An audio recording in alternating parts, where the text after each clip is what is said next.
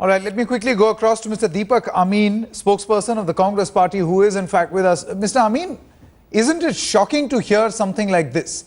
There are booth level officers, poll agents who are actually offering discount. Sanket, it's most certainly very unfortunate that these kind of people from the inside are involved in this, and as you know, most frauds in the world are actually taking place because of inside help. But I think, you instead of just vilifying the Election Commission, we must also acknowledge the fantastic role that the Election Commission has played over the last 15 to 20 years.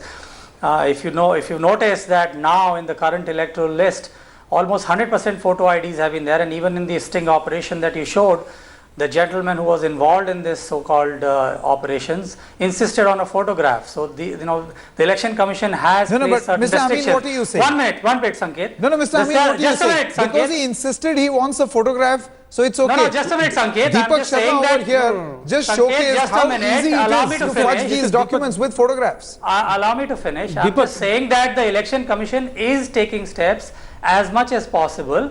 First of all, secondly, it's not like we are conducting elections today the way they were happening 20 years ago. The systems are better. Also, the same Election Commission also provides checks and balances. So it's not like you can just take a voter ID and just show up there. There are inside officers, there are booth agents from all parties.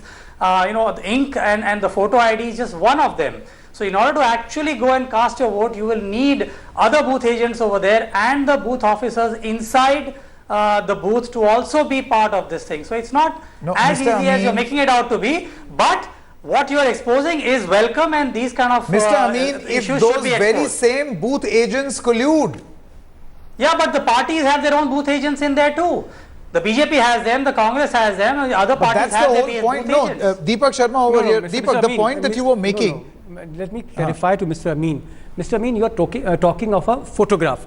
The point is that booth officer, their primary responsibility is to cross-check the identity of the voter, to cross-check the address, to verify them through documents. Now here, the booth officer is saying, just give me the photograph, I won't come to your house, I won't verify the documents, I won't see your address proof.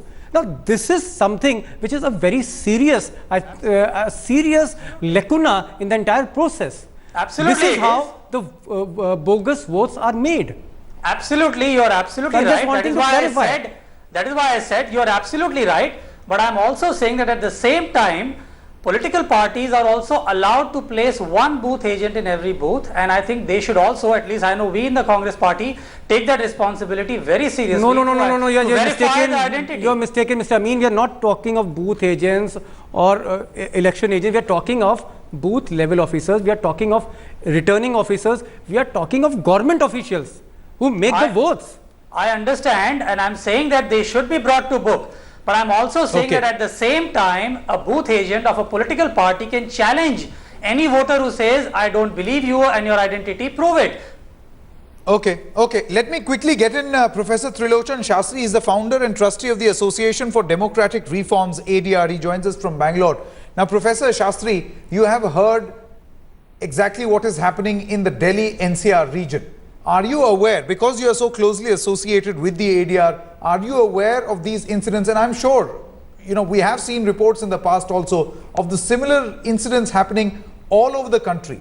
And this point being made that the, Election Commission has done a lot. Do you think a lot more needs to be desired? The fact that it is so rampant, so open, rigging. See, firstly, I think we need to investigate this, whether these 4 or 5 officers that you have put up on TV, whether they are genuinely booth level officers, and if so, action should be taken against them. At the minimum, they should not be allowed to be booth level officers. So of course one hears all kinds of things. 5 or 6, there are at least 15 to 20, and they're all assured, and we have gone through the list of the government. No, I'm not doubting your word, but it need, as a due process, I think we need to investigate them. We also need to penalize them, and we need to ensure that they are not booth level officers any longer.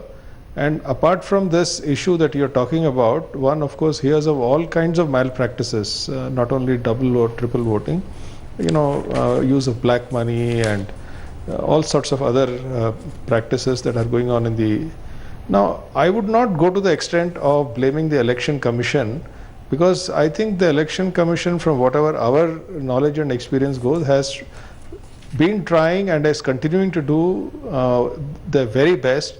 If it's a widespread malaise through and through the society, then actually voters also need to wake up and say that we will not do this. Absolutely. If there are thousands of voters, that is a implication. If thousands of voters are doing this, there's a problem with the voters as well, and we should stop doing this. So I think ek haath se tali nahi bajti. No, I perfectly understand, Professor Shastri. I perfectly understand the point that you are making, that ek haath se tali nahi bajti. But Mr. Krishnamurthy, the point is that some interested party, whether it is the Congress or the BJP or regional players, colluding with these booth level officers, is actually creating a market. They are interested parties. So why just blame the voters alone?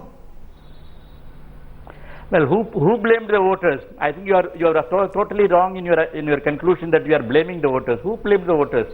First of all, I would like to ask the gentleman who said that 30,000 votes were bogus votes. Why didn't he file an election petition to question the election? No, you cannot make statement that I have got absolute evidence. It must be tested in a court of law. Mr. Krishnamurthy, it is very unfair on his part to say that they have got 32. Please listen to me. If you want to listen to me, I'll talk. Otherwise, I'm not willing to talk. Please, the gentleman who says 32,000 bogus votes are there, why didn't he go to the court and say that the election is wrong? It must be cancelled.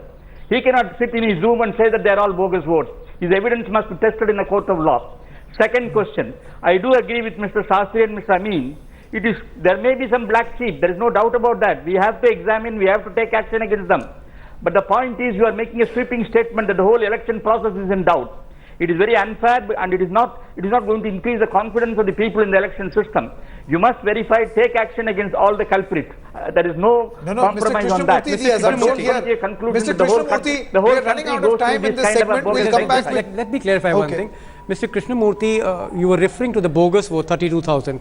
I want to say that in that particular case, FIR have been filed. The court have taken cognizance. They have instructed the Haryana government to constitute a special investigation team. We have spoken to the DCP of the special investigation team, and he's saying that he's collecting documents. Yes, prima facie, there is a charge which is leveled against a cabinet minister. All right. No, I would like to answer. Why didn't you file an election petition within 45 days?